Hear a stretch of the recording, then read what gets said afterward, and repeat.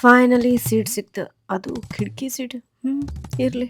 ಸಿಗ್ಲಿಲ್ಲ ಅಂದ್ರೆ ನಡೀತೈತಿ ಕಿಟಕಿದು. ಏನು ಎಲ್ಲಿ ಕೂತ್ರೂ ಒಂದೇ. ಮೊದ್ಲೇ ಥಂಡಿ ಬೆಚ್ಚಗೆ ಕುತ್ಕೊಂಡ್ಬಿಡೋಣ ಅಂತ. ಓ ಈ ರೋಡ್ ನೋಡ ಎಷ್ಟ್ ಮಸ್ತ್ ಮಾಡ್ಬಿಟ್ಟಾರ. ಮೊದ್ಲು ಕಾಲೇಜ್ ಟೈಮಿಗೆ ಊರಿಂದ ಊರ್ ಹೋಗಬೇಕಾದ್ರಂತೂ ಸರಿನೇ ಇರ್ಲಿಲ್ಲ ಸ್ವಲ್ಪ. ಈಗಂತೂ ಮಸ್ತ್ ಆಗ್ಬಿಟ್ಟೈತಿ. ಬಸ್ಗಳು ಗಾಡಿಗಳಿಗೆ ಹೋಗ್ ತೊಂದ್ರೆನೇ ಇಲ್ಲ. ಟೈಮ್ ಅಂತೂ ಐತಿ. ಇನ್ನು ಮಸ್ತಾಗಿ ಹೋಗ್ಬೋದು ನಾವು. ಆರಾಮ್ಸೆ ಹೋಗ್ಲಿ ಬಸ್, ಏನ್ ಗಡ್ಬಡಿಲ್ಲ. ಫುಲ್ ಫಾಸ್ಟ್ ಹೋಗಾದ್ರೆ ಏನ್ ಮಾಡೋರಿದೀವಿ. ಇಲ್ಲೇನ ಮಸ್ತಾಗಿ ಪ್ಲಾಟ್ಸ್ ಹಾಕ್ಬಿಟ್ಟಾರ. ಈ ಕಡೆನೂ ಹಾಕ್ಬಿಟ್ಟಾರಲ್ಲ. ಅಯ್ಯೋ ತಗೋಬಹುದಲ್ಲ. 2600 ಪರ್ ಸ್ಕ್ವೇರ್ ಫೀಟ್.